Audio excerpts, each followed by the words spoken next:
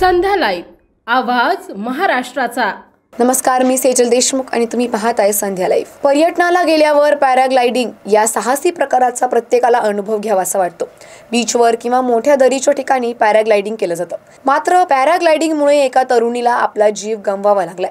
गोव्यामध्ये पर्यटनासाठी गेलेल्या तरुणीसोबत भयंकर घडल्याने क्षणात सर्व काही संपले।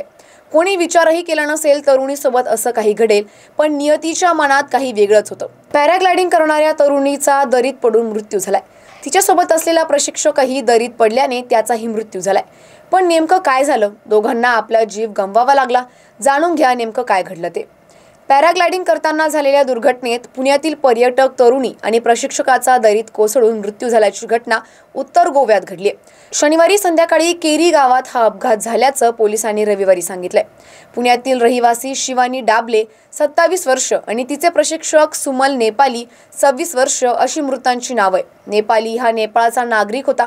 शनिवारी संध्याकाळी 4:30 ते 5 दरम्यान उत्तर गोव्यातील केरी पठारावर हा अपघात घडल्याची माहिती पोलिसांनी दिली आहे। शिवानीने बेकायदा कार्यरत असलेला हाईक अँड फ्लाय या साहसी क्रीडा कंपनीसोबत पॅराग्लायडिंग करण्याचा निर्णय घेतला होता। पॅराग्लायडरने उडान केल्यावर ते लगेचच दरीत कोसळले। पॅराग्लायडरचा एक दोर तुटल्याने वेगवेगळ्या खडकांवर धडकले। त्यामुळे गंभीर जखमी झालेल्या दोघांनाही तातडीने गोवा मेडिकल कॉलेजमध्ये नेण्यात आलं। तिथे डॉक्टरांनी त्यांना मृत घोषित केलं असे पोलिसांनी सांगितले।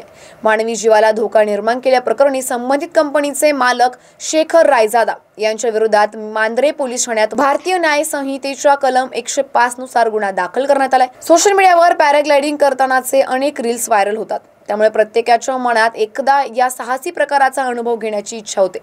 परंतु असा जीवघेणा साहसी प्रकार करताना काळजी सुद्धा तितकीच महत्त्वाची। अशाच अपडेटसाठी आमच्या संध्या लाईव्ह चॅनलला लाईक, शेअर आणि सबस्क्राईब करा।